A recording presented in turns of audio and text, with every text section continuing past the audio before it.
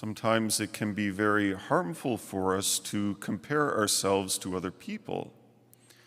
And we can do this in ways that, they end up kind of hurting us, making life miserable.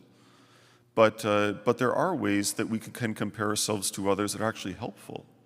And in fact, when we come into the church, you look around and there's so many different people, not the ones just in the pews, but the ones in the stained glass windows, the ones in the Stations of the Cross, the ones in the statues that are present here in the church.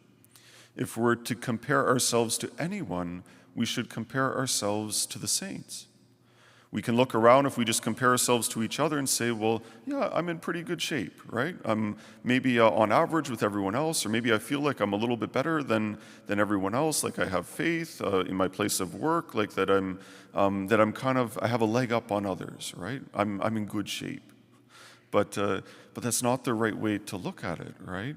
The ones who we compare ourselves to are the saints. And especially this month, as we think about our own mortality, we're trying to think, what is my life about? Where am I going? How am I living?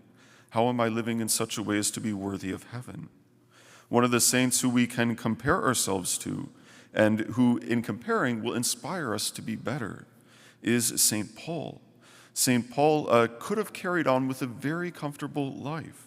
He lists all the reasons, right? How he was circumcised on the 8th day. He was a member of the people of Israel, of the tribe of Benjamin. He was a true Hebrew. He was a Pharisee. He was righteous under the law and blameless. Like he had, in a sense, he had it all, or he had all the important things in place. But then he sets all of that aside for Christ. And what does he become? He becomes this man wandering around the world, teaching to anyone who will listen, going on his missionary journeys, and eventually ending up with imprisonment for quite some time and his own death.